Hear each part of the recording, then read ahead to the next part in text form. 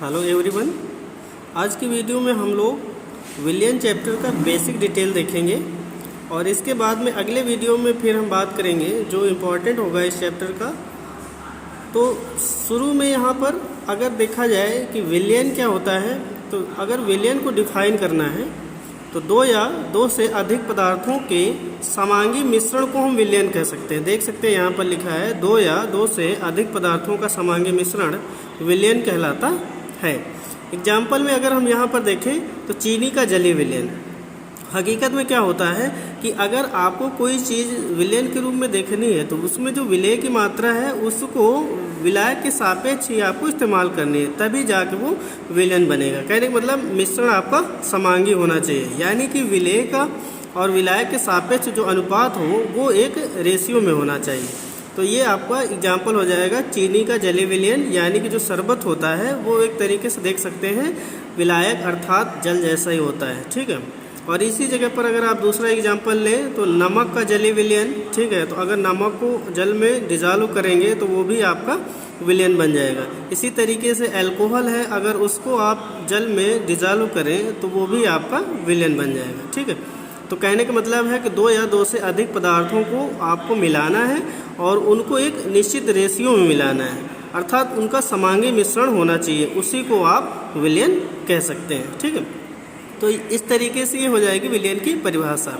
अब हम बात करते हैं विलय और विलायक की। तो ये दो मेन कंपोनेंट होते हैं विलयन के, यानी कि आपका सॉल्यूट विलय और ये आपका सॉल्वेंट यानी कि विलायक। ठीक। तो दो मेन कंपोनेंट होते हैं किसी भी सॉल्यूशन में।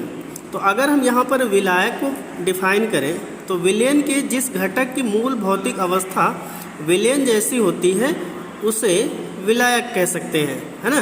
तो यहाँ पर देख सकते हैं कि जो आपका विलायक होता है वो देखने में विलयन जैसे ही होता है। कहने का मतलब है जिसकी मात्रा बहुतायत में होती है उसको हम विलायक कहेंगे, तथा विलीन पदार्थ विलेय कहलाता है।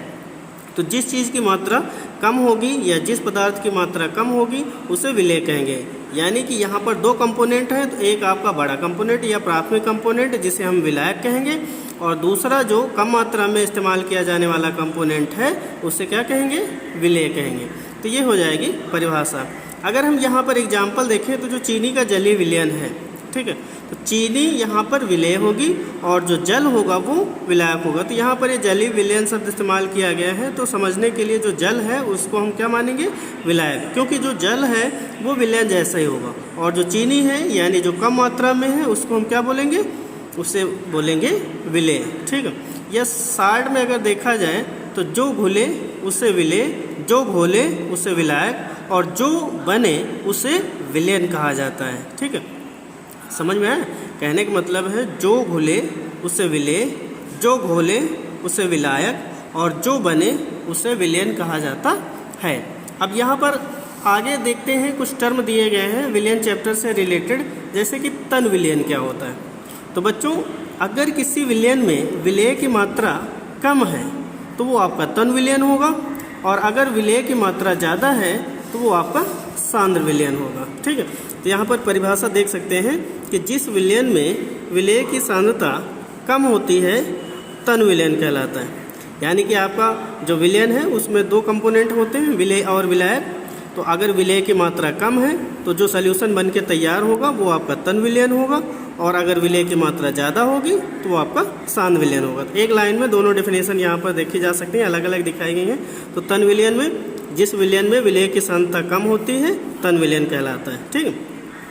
अब यहाँ पर सांद्र विलयन।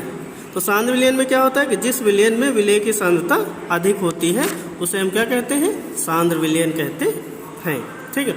अब हम यहाँ पर बात करते हैं संतृप्त विलयन और अतिसंतृप्त विलयन। तो सबसे पहले देखते हैं संतृप्त विलयन क्या है।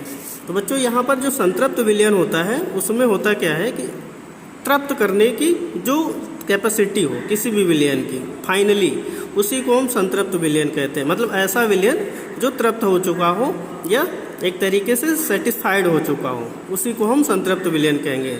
परिभाषा यहाँ पर देख सकते हैं, निश्चित ताप पर किसी विलयन को संतृप्त करने के लिए आवश्यक मात्रा जिस विलयन में उपस्थित रहती है उसे हम क्या बोलते हैं, संतृप्त विलयन कह सकते हैं।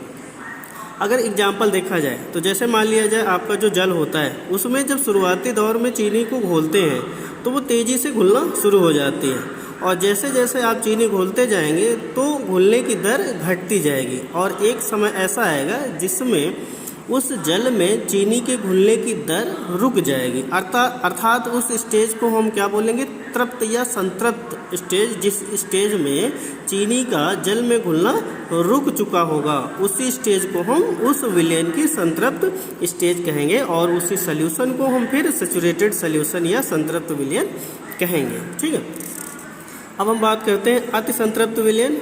तो निश्चित ताप पर किसी विलयन को संतृप्त करने के लिए आवश्यक मात्रा से अधिक, यानी कि आवश्यकता से अधिक मात्रा जिस विलयन में उपस्थित रहती है उसे हम क्या बोलते हैं, अति संतृप्त विलयन।